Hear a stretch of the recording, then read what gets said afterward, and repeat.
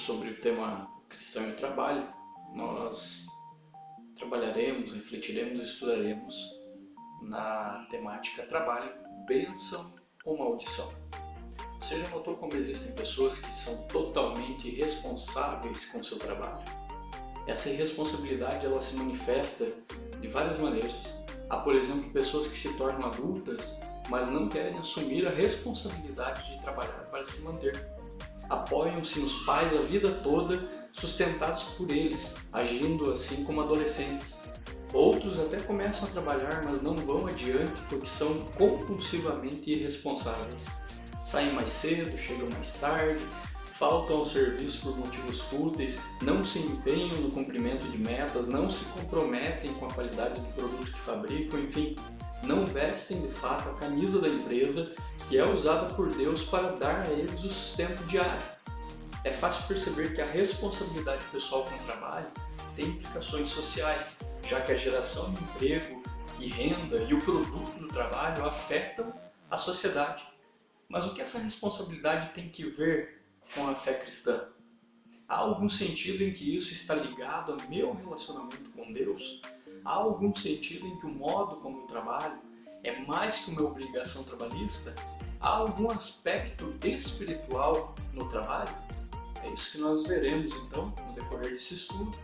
Pensaremos juntos e traremos para nós algumas aplicações muito sérias com relação a essa temática do trabalho ser bênção ou ser maldição, Como eu, um cristão, encaro então o trabalho.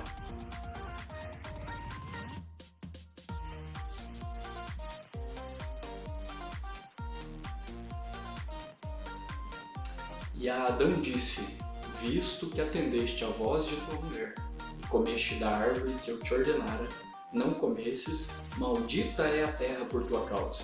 Em fadigas obterás dela o sustento durante os dias de tua vida.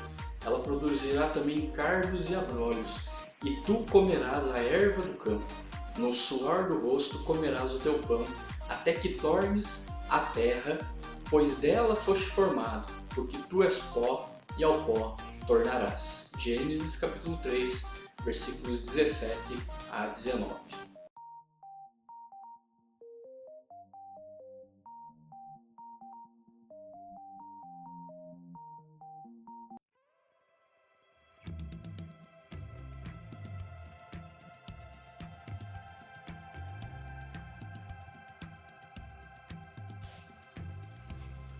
Nós veremos então agora como o trabalho ele é um dever humano.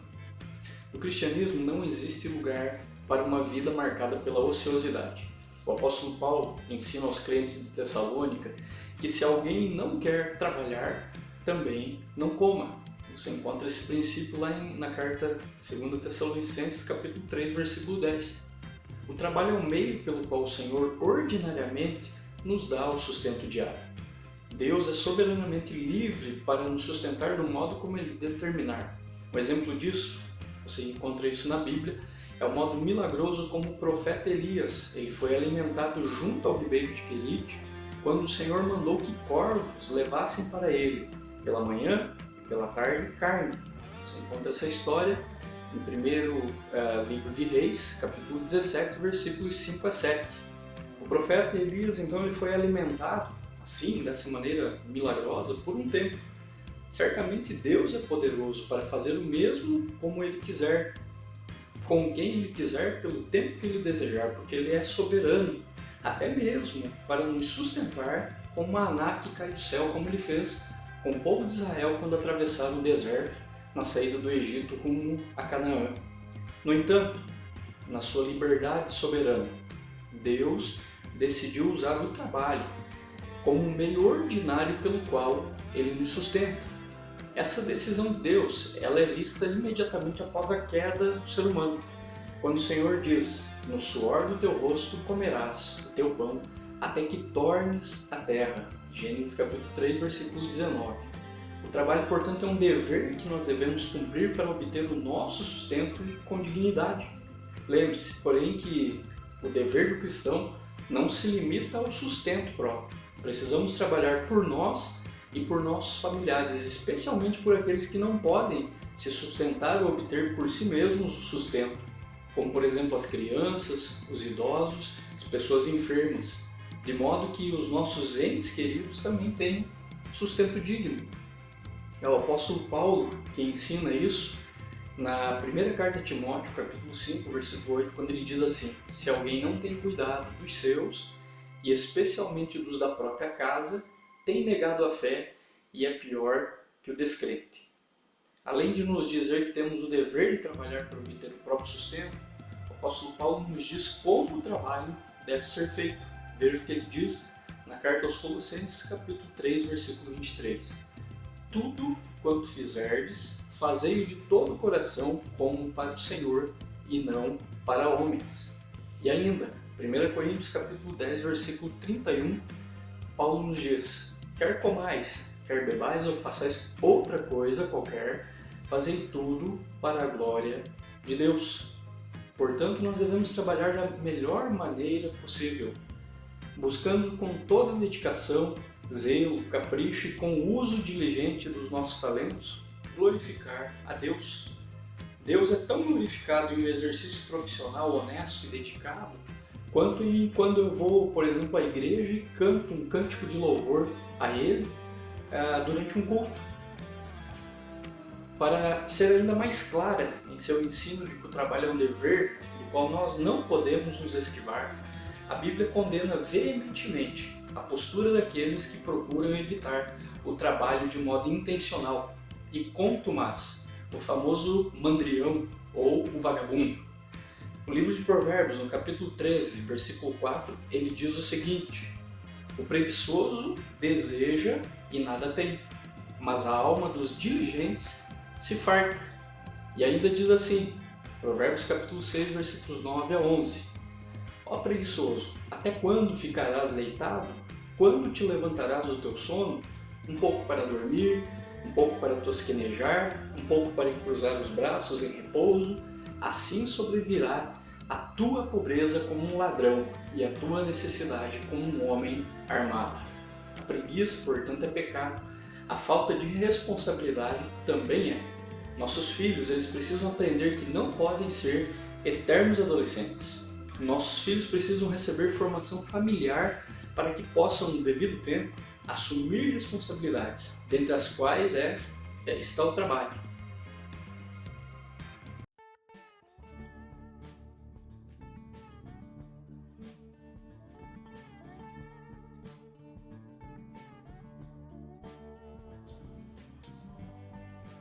Agora veremos como o trabalho é uma atividade divina. A Bíblia menciona muitas e muitas vezes as atividades realizadas por Deus. Leia, por exemplo, Gênesis capítulo 1 e veja quanta coisa Deus fez. Repare que ao terminar a sua obra, Deus olha para o resultado do seu trabalho e sente prazer no que fez. O texto de Gênesis capítulo 1, versículo 31 diz o seguinte: viu Deus tudo quanto fizera e eis que era muito bom. Observe, porém, que a obra de Deus ela não foi encerrada no fim do sexto dia da criação. Leia o Salmo 104 e veja quanta coisa ele faz diariamente. Ele cria as fontes, alimenta os animais do campo, rega os montes, faz crescer a relva, enfim, ele planeja, cria e molda a realidade em seus mínimos detalhes. É comum encontrarmos aqueles que pensam que Deus criou o mundo, estabeleceu as leis e regras e se afastou, deixando que a sua criação seguisse seu próprio curso. No entanto, o Deus que a Bíblia revela não é assim. Ele criou e supervisiona tudo o que fez. Tudo depende dele e ele trabalha para sustentar a sua criação.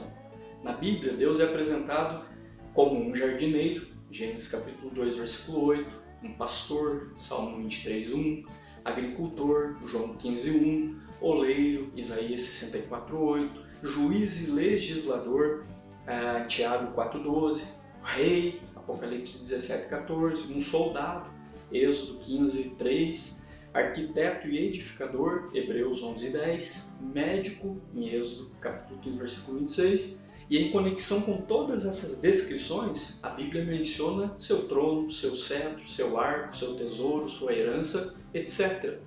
Todas essas descrições, elas são metáforas e apontam para a atividade que Deus realiza em sua criação e para a sua criação. Se o próprio Deus trabalha, nós podemos afirmar com toda certeza que, primeiro, o trabalho em si não é algo mau, como muitos pensam, né? Além de existir antes mesmo que o primeiro pecado fosse cometido, o próprio Deus trabalha. E ele não pode sequer ser tentado pelo mal, é o que a Bíblia fala. Segundo, considerando que Deus é o mais elevado modelo e padrão de virtude que existe, concluímos, portanto, que devemos imitá-lo em seu trabalho. A Bíblia ensina que Jesus também trabalha com prazer. A minha comida consiste em fazer a vontade daquele que me enviou e realizar a sua obra. Jesus falou isso, você encontra no texto de João, capítulo 4, versículo 34. E ainda ele diz, meu Pai trabalha até agora, e eu trabalho também. João, capítulo 5, versículo 17. A obra de redenção realizada por Jesus também já foi terminada, quando ele morreu na cruz. Quando, pois, Jesus tomou o vinagre e disse, está consumado, e inclinando a cabeça, rendeu o Espírito. João capítulo 19, versículo 30. É claro que a cruz foi um momento de angústia, dor e morte, no entanto foi também um momento de consumação de sua obra redentora. O autor de Hebreus diz que Jesus, em troca da alegria que lhe estava proposta, suportou a cruz, não fazendo caso da ignomínia. Hebreus capítulo 12, versículo 2. Ele também olhou para o resultado do seu trabalho e teve prazer. A obra redentora de Jesus foi gloriosa, mas foi árdua. Ela exigiu que Jesus encarnasse, assumindo a natureza humana, vivesse uma vida humana e morresse em favor do seu povo. No entanto, as dificuldades inerentes à obra que ele deveria realizar não o afastaram nem por um minuto sequer de seu propósito. O trabalho foi penoso, mas foi realizado. Morrer pelos pecadores foi um trabalho pesado demais, mas Jesus cumpriu essa missão, esse trabalho, essa obra até o final. O profeta Isaías já havia profetizado sobre isso no capítulo 53, versículo 11 do seu livro, quando ele diz, ele verá o fruto do penoso trabalho de sua alma e ficará satisfeito. Tudo que vimos até aqui, então, nos permite concluir que o trabalho é uma atividade divina. Quando assumimos a nossa responsabilidade e nos dedicamos ao trabalho, temos o privilégio de sermos imitadores de Deus. Isso deve nos levar a ter uma posição bastante positiva em relação ao trabalho. Quando trabalhamos corretamente, ele nos fortalece. Quando desempenhamos as atividades para as quais somos capacitados por Deus, elas não nos levam à exaustão, mas a um sentimento de realização profissional que serve de bênção para nós e para a sociedade. As horas voam e o trabalho se torna um modo de colaboração entre nós e Deus.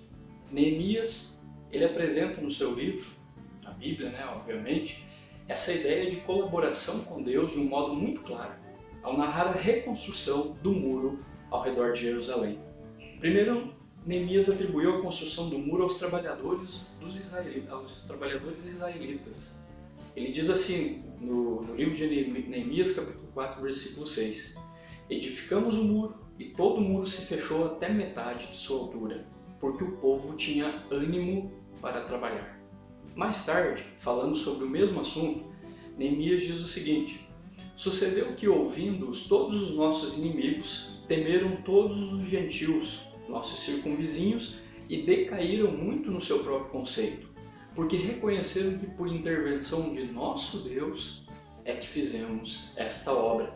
Neemias capítulo 6, versículo 16. Observamos nesse fato bíblico que trabalho humano e bênção de Deus caminham lado a lado.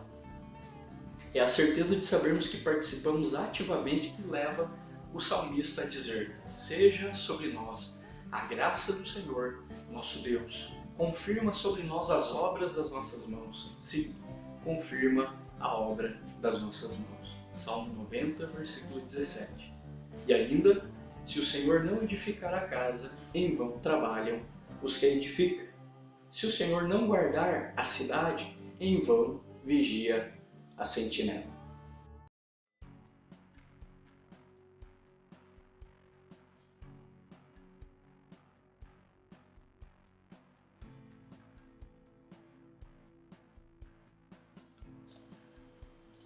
Infelizmente, no capítulo 3 do livro de Gênesis, nós temos então um momento, em que por conta do pecado humano, por conta da queda humana, Deus ele traz maldição sobre toda a criação e sobre as atividades que o ser humano então faria.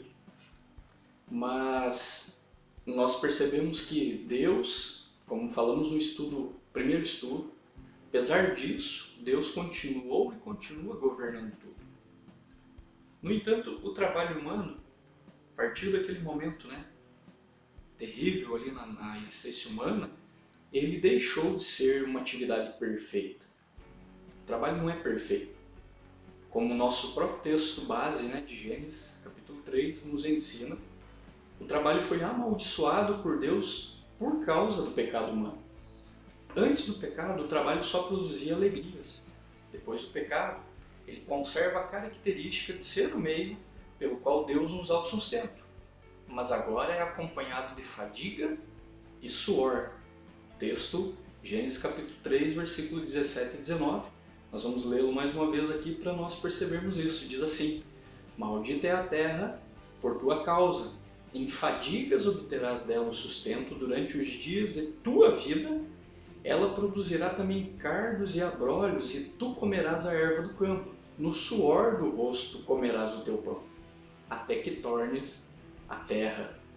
Aqui começam os nossos problemas com o trabalho. Você já percebeu que algumas vezes a maior parte do nosso trabalho consiste em um grande esforço para superar os efeitos da queda? Já percebeu que uma boa parte do nosso trabalho é tentar resolver problemas? Já parou para pensar nisso? Você já tentou fazer, por exemplo, uma horta ou um canteiro de rosas? Quanto tempo você gastou para plantar as mudas e regá-las até poder desfrutar das suas verduras ou de suas flores? E quanto tempo você gastou arrancando ervas daninhas, adubando o solo e espantando os insetos e roedores que poderiam comprometer a qualidade dos frutos ou das flores? Percebe? É por causa desses efeitos da queda humana sobre o trabalho que ele às vezes traz frustração e sempre vem acompanhado de um grande esforço, tanto físico quanto intelectual. Para confirmar isso, basta olhar para o rosto dos trabalhadores dentro de um ônibus às 6 da manhã, o dia raiando e o ônibus lotado, cheio de pessoas ali com as suas mochilas, suas sacolas, e eles estão indo então para o trabalho. Basta você olhar para perceber que eles estão com cara de poucos amigos. Alguns vão até dormindo para o trabalho totalmente exaustos. Antes do pecado, as coisas não eram assim. Quando, porém, o pecado entrou no mundo, o trabalho passou a ser acompanhado de fadiga, cardos, abrolhos e suor. Agora, até quando realizamos uma tarefa agradável, nós ficamos exaustos. Já percebeu isso? Mesmo que você esteja em um momento de lazer, no final daquele momento, daquele dia, você está exausto, está cansado. E além desses efeitos da queda sobre o trabalho, nós também temos que lidar com os efeitos da queda sobre os trabalhadores. Sim, isso mesmo, sobre nós, os trabalhadores. Trabalhos realizados na manhã de segunda-feira podem ser realizados, por exemplo, por uma pessoa que está com ressaca. Os realizados em uma tarde de sexta-feira podem ser feitos com muita pressa, especialmente em vésperas de feriado.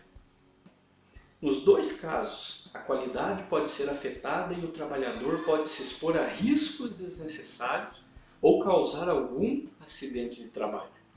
Para evitar atrasos, os trabalhadores podem ser tentados a pular etapas na produção e assim oferecer ao cliente produtos que não têm a qualidade que deveriam ter.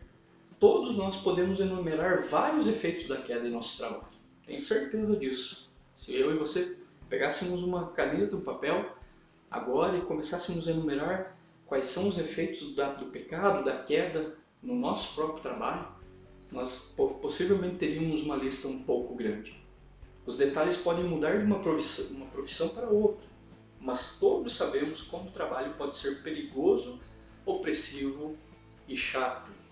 Nem mesmo aqueles que trabalham em escritórios com ar-condicionado estão livres disso. A forma de fadiga muda, mas não a realidade dela.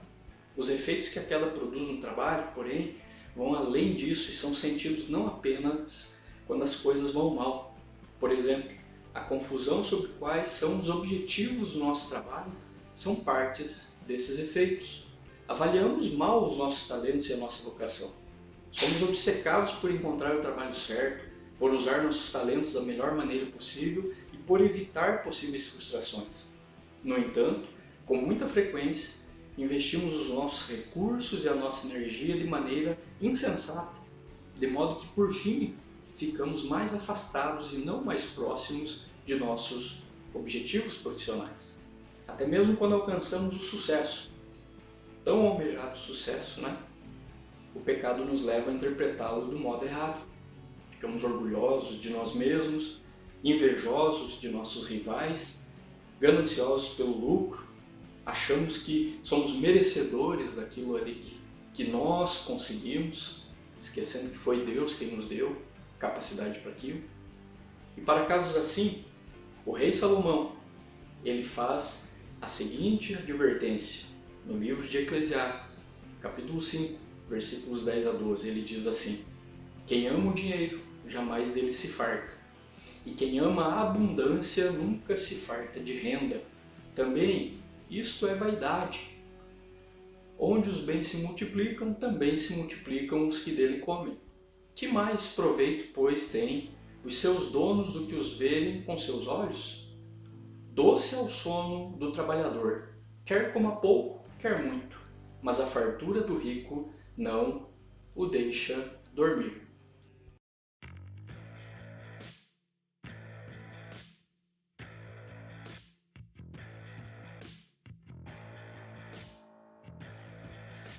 Concluindo então esse nosso segundo estudo sobre o tema cristão e o trabalho, com a temática trabalho, bênção ou maldição, nós podemos concluir que o trabalho é um dever social e espiritual. Ele faz parte da nossa vida em sociedade e em família. Também faz parte da nossa relação com Deus. O trabalho é um dever social porque é por meio dele que ganhamos o sustento para nós mesmos e para os nossos familiares. É um dever espiritual porque faz parte do plano de Deus para a vida de todo ser humano. É um dever social porque é revertido em benefício para a sociedade. É um dever espiritual porque somos capacitados por Deus para exercê-lo. Nosso dever precisa ser cumprido com o empenho e a determinação daqueles que são estimulados pela Bíblia a serem imitadores de Deus. Sabemos que precisaremos enfrentar os efeitos da queda sobre o trabalho, mas isso deve ser um estímulo para nós, aqueles que combatem o bom combate da fé, nós os cristãos.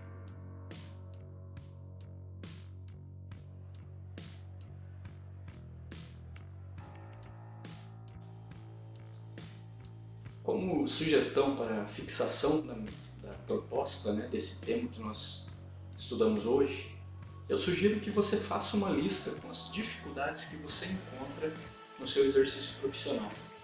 Depois coloque diante das dificuldades um modo como um trabalhador responsável e consciente deve lidar com elas. Eu dou uma orientação para você em seu ambiente de trabalho: procure ser um agente inteligente solucionador de problemas. Para cada dificuldade, procure encontrar uma solução. Faça dessas soluções, então, uma parte do seu testemunho cristão e do seu relacionamento com Deus. Empenhe-se, então, em reverter os efeitos da queda no seu trabalho, agindo de forma redentora. Que Deus nos abençoe.